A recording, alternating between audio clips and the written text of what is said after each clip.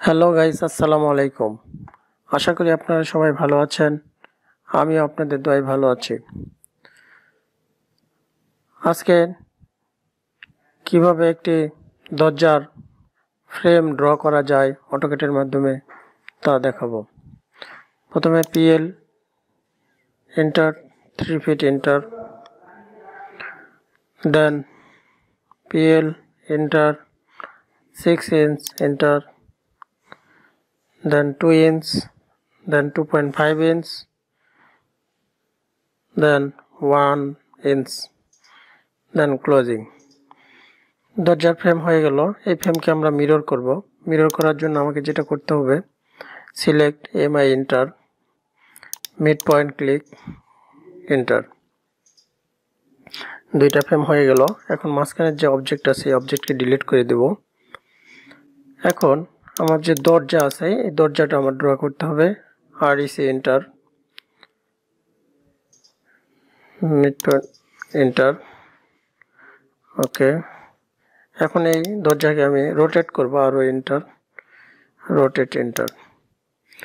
এখন আমি দরজার যে ফ্রেম আছে এই ফ্রেমটাকে ড্র করব একটা সার্কেল দিয়ে, C enter, first point click and second point click enter. এখন ট্রিম করে বাকি অপ্রয়োজনীয় অবজেক্টগুলোকে ডিলিট করে দিলাম।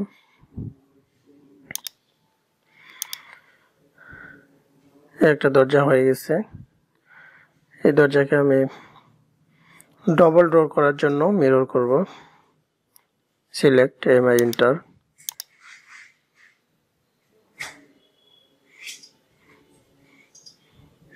Point click enter. অপ্রয়োজনীয় অবজেক্ট ইরেজ করলাম। একটা ডাবল ডোর হয়ে গেল। এখন আমি একটা উইন্ডো ড্র করব। উইন্ডো ড্র করার জন্য আমাকে যেটা করতে হবে, REC enter, 5 feet into 6 inch enter. Rectangular হয়ে গেল।